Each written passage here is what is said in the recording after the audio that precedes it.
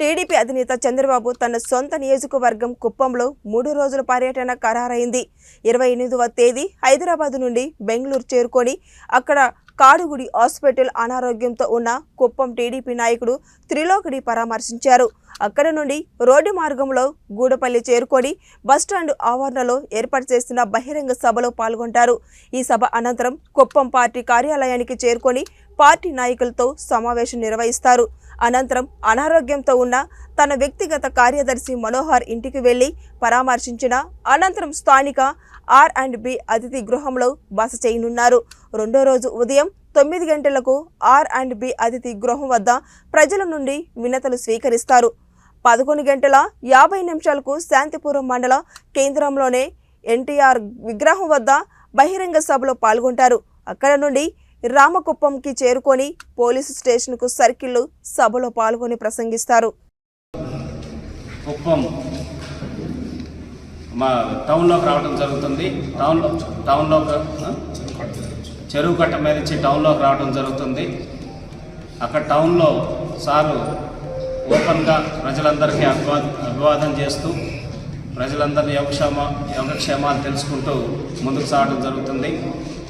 అన్నా క్యాంటీన్ దగ్గర ఎన్టీఆర్ సర్కిల్ దగ్గర అన్నా క్యాంటీన్ దగ్గర ఆగి అక్కడ ప్రజలకి అన్నదానం చేయటం, అలాగే అక్కడి నుంచి మన కొత్తపేటలో ఉన్న పెద్దపూలి గంగమ్మ తల్లి టెంపుల్కి వెళ్ళి అక్కడ పూజలు నిర్వహించడం, అక్కడే బాబు షూరిటీ భవిష్యత్ గ్యారంటీ కార్యక్రమాన్ని కూడా ఆ కొత్తపేటలో నిర్వహించడం, తర్వాత ఉన్న మసీద్ దగ్గరికి వెళ్ళి దువా ప్రార్థనలు చేయటం అనేది జరుగుతుంది. అవన్నీ పూర్తయిన తర్వాత అక్కడి నుంచి కుప్పం రూరల్ మండలం అయినటువంటి మల్లానూరులో ఉన్నటువంటి బహిరంగ సభకు వెళ్ళటం, పిఎస్ మెడికల్ కాలేజ్కి వెళ్ళే రూట్లో చంద్రబాబు నాయుడు గారు ఆ రోజు రమారమి 3 కోట్ల రూపాయల విలువైన భూమిని ఇచ్చి అలాగే 50 లక్షల రూపాయలు శాంక్షన్ చేసి కృపా భవన్ను కట్టించడం జరిగింది. లాస్ట్లో గవర్నమెంట్ ఉన్న టైంలో 70% పనులు పూర్తయినాయి. తర్వాత 30% పనులు పెండింగ్ ఉండగా గవర్నమెంట్ అనేది మారటం జరిగింది. ఈ వైఎస్ఆర్సీపీ ప్రభుత్వం వచ్చిన తర్వాత కురుబ సోదరులను పట్టించుకోకుండా ఆ బిల్డింగ్ని పూర్తి కూడా చేయలేదు.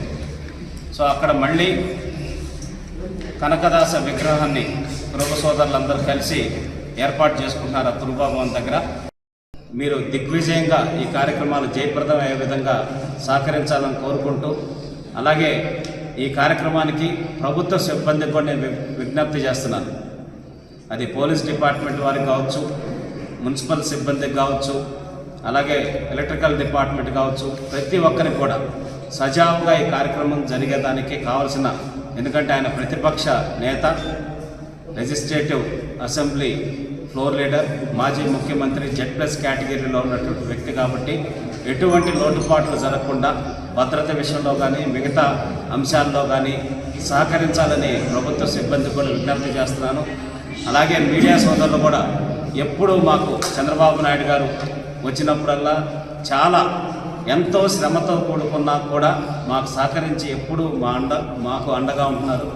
ఈసారి కూడా అలాగే మీడియా సోదరులందరూ కూడా 3 రోజుల పాటు ఈ కార్యక్రమాన్ని